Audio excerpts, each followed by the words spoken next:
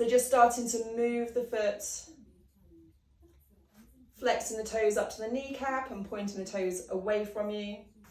And if you want to, you can hold around all the ankle, and you can feel as you flex your toes up towards your knee, you feel the shin muscle activate. As you point, you feel the calf activate. So feel that shift of muscles underneath your fingers. Last one here. Great, and then a little circle. So reasonably quick, we're trying to get the blood flow going. Maybe lots of pops and cracks in the ankle to get it warm. And then we're going to change direction. So going the other way around. Lots of clicks on mine. Great, last one here and stay. So from here, we're going to thread the right hand through the toes on the left foot. So palm and sole go together, and then use your other hand to separate the toes and put the fingers in between. So take your time. You might only be able to get the fingertips through. What we're aiming for is to get all the way through, to really spread those toes as wide as possible. Webbing of your fingers through to the webbing of the toes ideally, and then just sit there and drop the shoulders down away from your ears. Feel that weird fascial stretch in between the toes. Fab. From here, we're going to do the same again. So flex the toes and then point them. But this time I'm pushing with my hand. So the foot and ankle are passive. And I'm pushing the toes up towards my knee to try and stretch through the ankle. And then pointing to stretch through the shin and the top of the foot. So a lot of force through the hand and the forearm to push and pull. Last one here, push and pull. Gently taking those fingers all the way out. Give your fingers a little wriggle if they went a bit dead, and we're staying in this position. We're going to take right forearm, and you want the palm to be facing towards your face. You can make a little relaxed hand if you want to, but we're going to press the bone of the forearm into the medial calf, that midline of the calf. So you'll be feeling it down the inner shin. And we're there, just a little bit of pressure into the muscle of the calf, and then come up, and then move down a centimetre or two, and then press again. So you might want to press a bit more with your elbow rather than hand going down to the floor, and just play with that angle. You can do a seesaw kind of action there.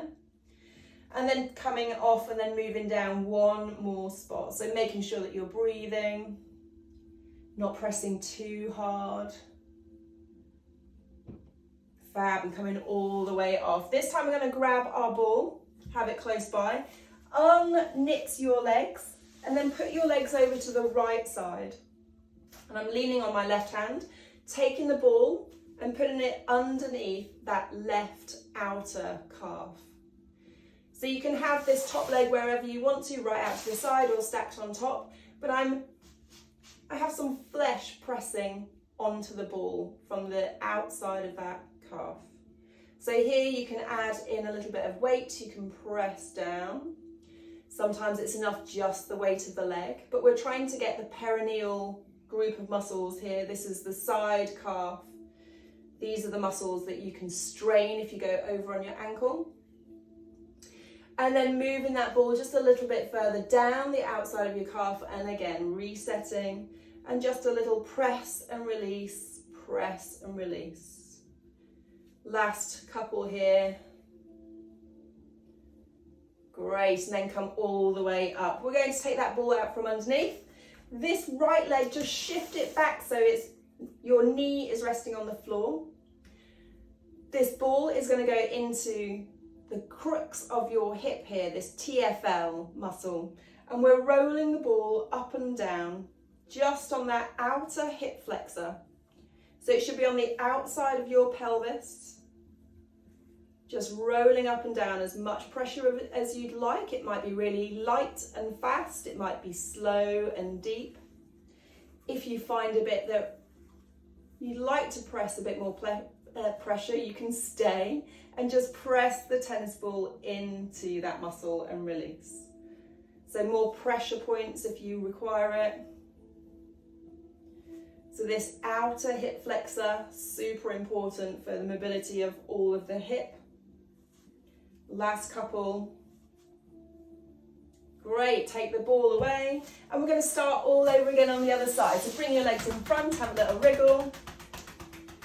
And then ready to set up on the other side. So either left leg extended and right foot over the top, or bending that left leg underneath to do your half lotus. Whichever position you're in, you want your ankle to be completely free so that you're not restricted on your thigh. When you're ready, flex and point that foot.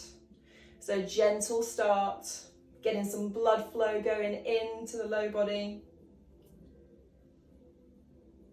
Fab. Keep on going. Holding around the ankle now if you want to go a little bit slower and more intentional, really connecting with the muscle actions of the shin and the calf. Fab, last one.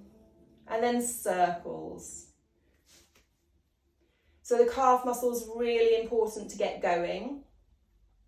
Other than your heart, the calf muscles are the biggest pump in your body of blood. So when you're sitting at a desk for a long time, moving your calves will help you not stiffen up. So circling the foot the other way. So just lifting your heels off the floor and dropping them back down. So a pumping action of your ankle can keep the circulation boosted so you're not quite as stiff when you get up to move. Last circle, and then staying still, taking that left hand, taking it to the palm of the right foot, and then threading the fingers in between the toes, our toe spreaders here. The idea is wide feet, widely spread toes. Now wriggle all the way through as far as you can get. Maybe it's different to the other side. Sit up as tall as you can, drop the shoulders down. Just a deep breath. Feel that weird sensation. Great, and now we're going to passively, with the ankle, move into flexion, an extension of that ankle, so pushing with the hand. So flex the toes up towards your knee, ankle stretch, Achilles stretch, and then pointing the toes away, front of shin stretch. So whatever speed you choose, go with it.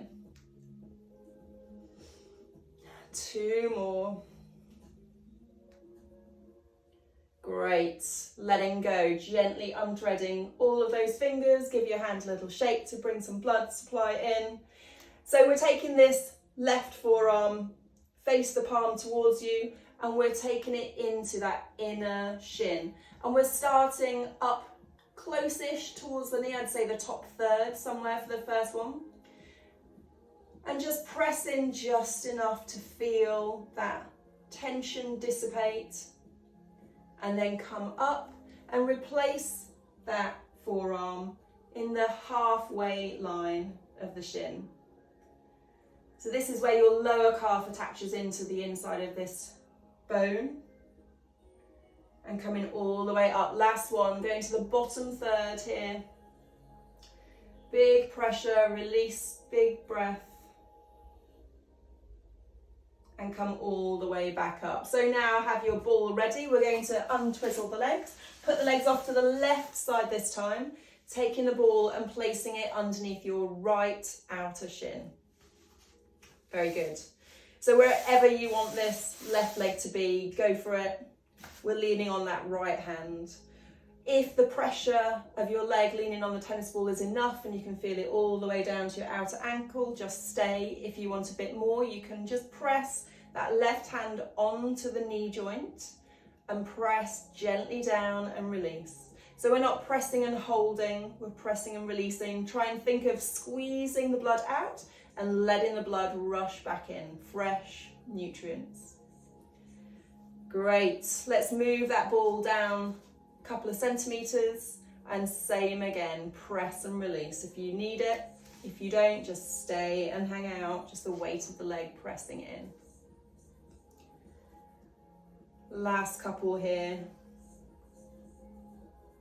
Great, and taking the ball out, placing that left knee on the floor behind your right foot, ball in the left hand, and we're rolling that TFL, the outer hip flexor, So it's a little teardrop shaped muscle on the outside of your hip, but it helps lift your knee up towards your chest and your knee out towards your side of your chest, towards the armpit.